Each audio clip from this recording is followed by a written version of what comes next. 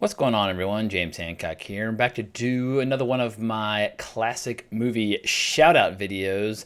And I've only done, I think, 3 so far. But now that I've gotten a taste for it, I realize there are about 10,000 of these movies that I want to get to, slowly but surely. On my podcast, Wrong Reel, we've done nearly 300 episodes, and we've covered all kinds of filmmakers, and we've covered all kinds of topics.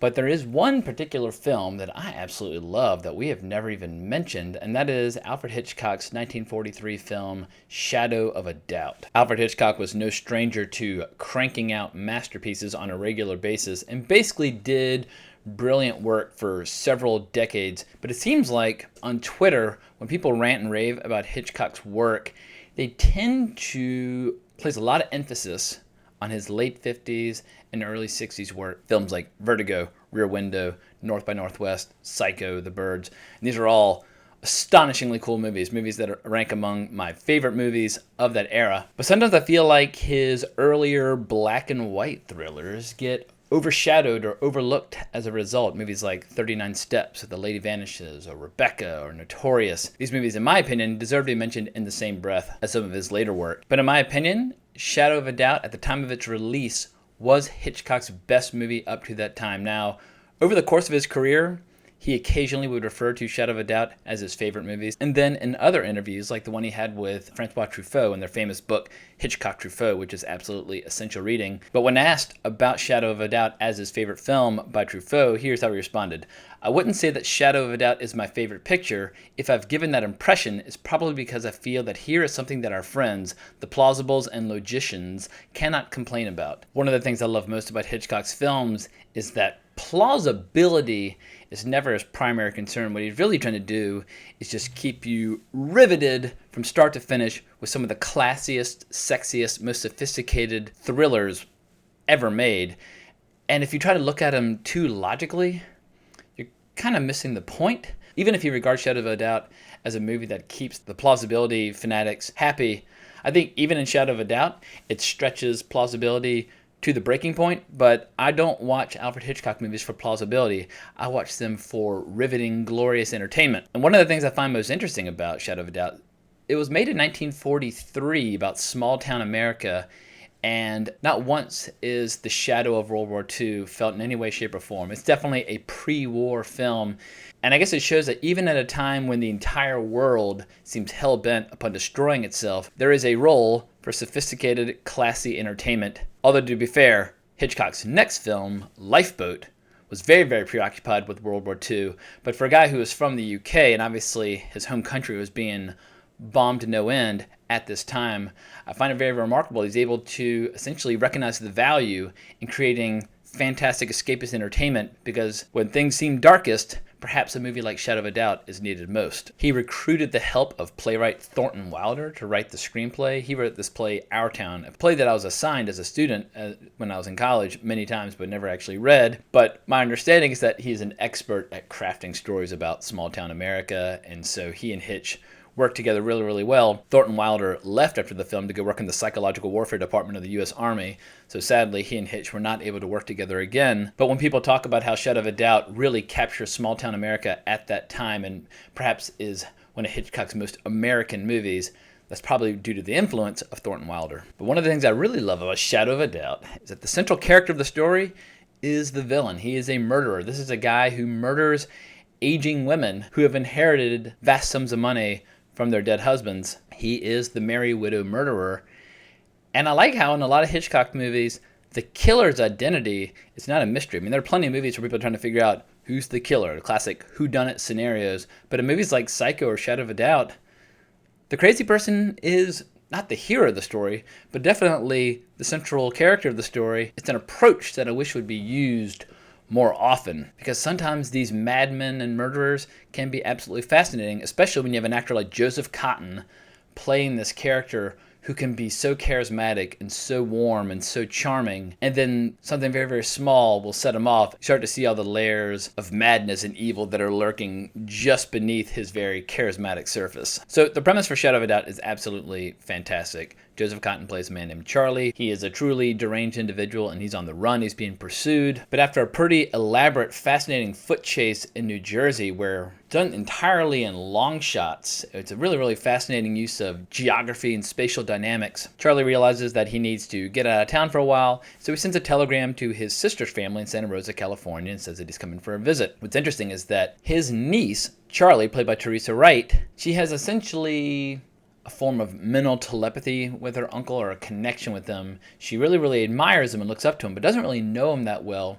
But right as Charlie's thinking about coming to visit young Charlie and her family, at the precise same time, young Charlie is frustrated by her family, who, in her opinion, is stuck in a rut where they've just become complacent, and she feels like her Uncle Charlie needs to come for a visit to shake things up. So just as she's about to fire off a telegram to tell him to come for a visit, to her surprise and delight, they receive word that he's actually coming. So that really just blows her mind, that they could be so completely on the same wavelength that it raises her admiration and sense of a connection to an entirely new level. There's this very interesting mental telepathy between the two Charlies that's never really stated explicitly, but definitely suggested throughout. When both characters are introduced, they're both introduced in a prone position on bed, just thinking.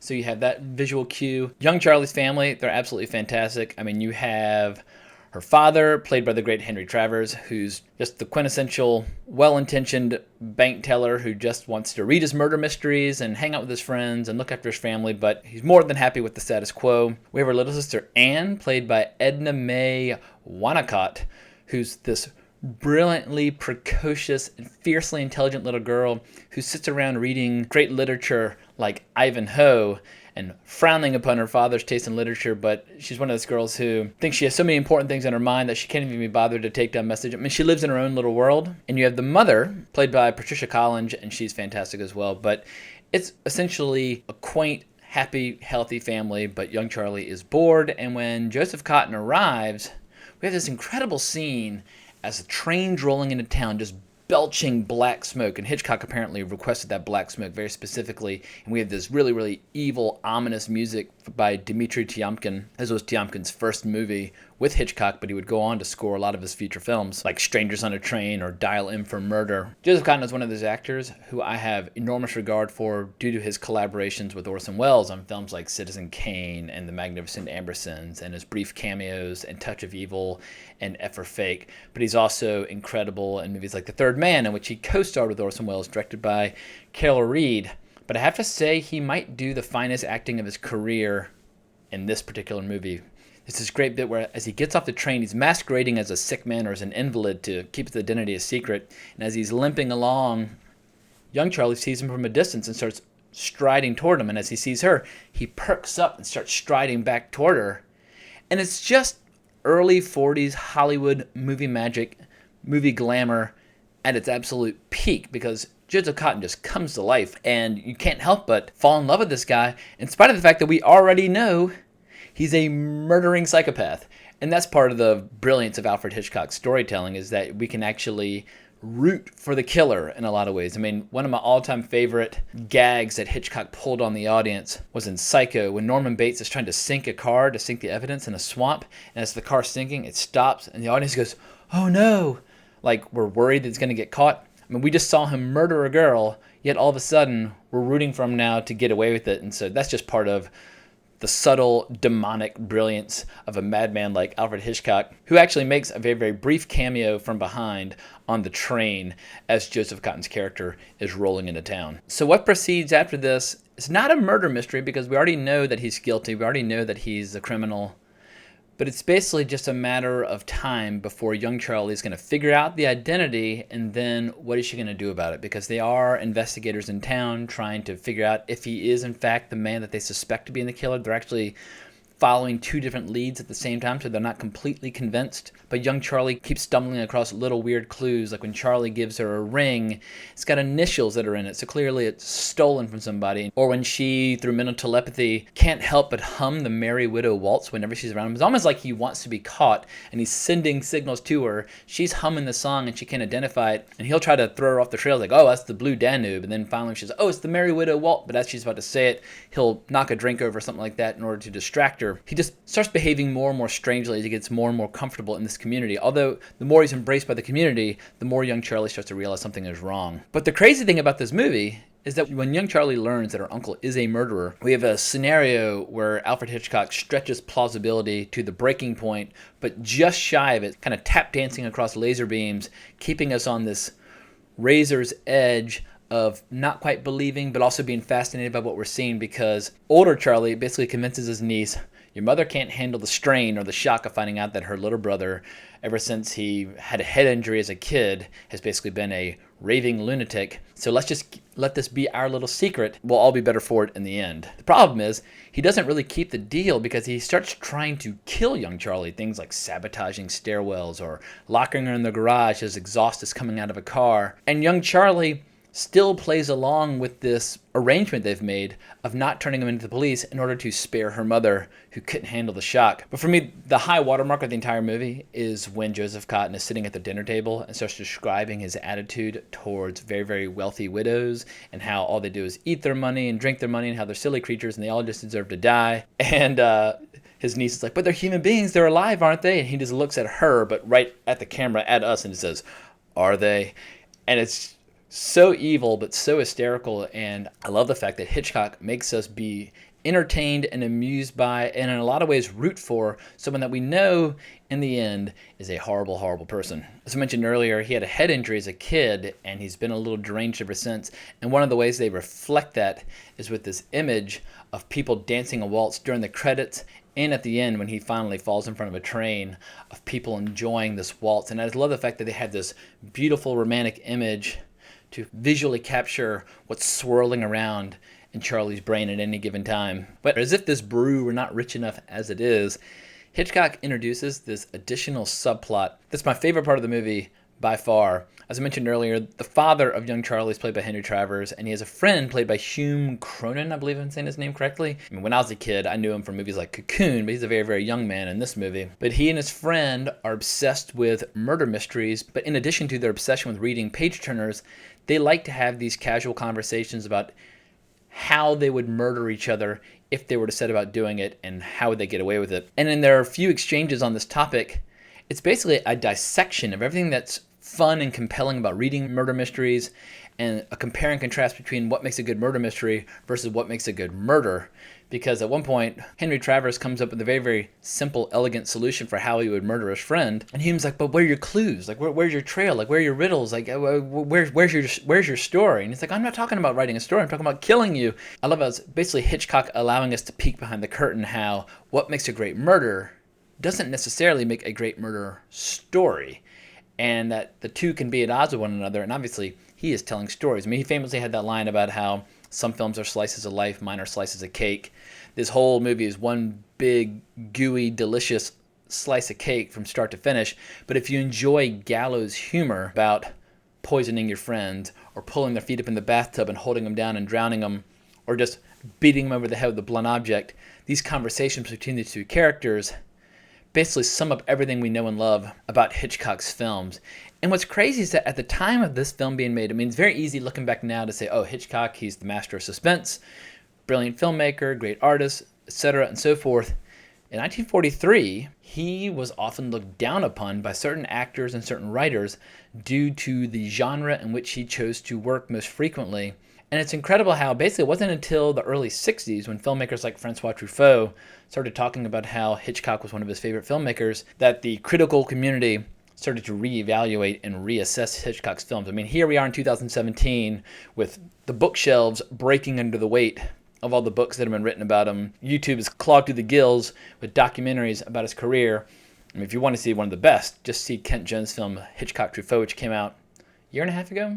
Yeah, a year and a half ago. Absolutely brilliant stuff. Required viewing. It'll just, if you love Hitchcock, it'll just make you double down on how much you love and admire his films. But at the time when he was cranking out glorious films like Shadow of a Doubt, he was looked down upon in a lot of ways. And it just shows how a lot of times we can be very blasé about great art, staring a square in the face at the time of its release, which makes me wonder, what great films are we overlooking now or casually dismissing as cheap genre entertainment? And 50, 60 years from now, a whole new generation of movie lovers will be like, that shit's brilliant, that's amazing. But I won't be around at that time, so it's not my concern. What is my concern is calling attention to the films that I know and love. I don't know what my favorite Hitchcock film is. It depends upon what I've seen most recently, what's most fresh in my mind. I mean, like I said earlier, I love 39 Steps. I love The Lady Vanishes. I love Rebecca. I love Shadow of a Doubt. I love Notorious. I love Strangers on a Train, Rear Window, Vertigo, North by Northwest, Psycho, Marnie.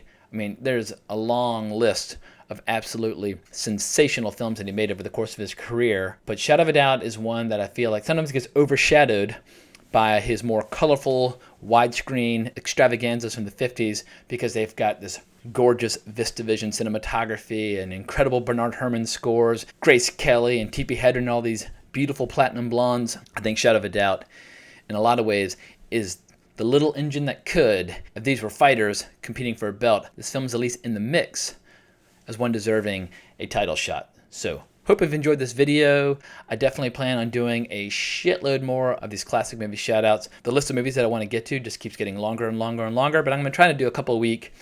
I mean, I say that now. In any case, I really, really appreciate you watching. Please consider giving my channel a subscribe. And if you want to talk more about film, check out my podcast, Wrong Reel, or follow me on Twitter at Colbrax. And I've got a link to Wrong Reel down in the show notes below. And as always, I greatly appreciate your support on this channel.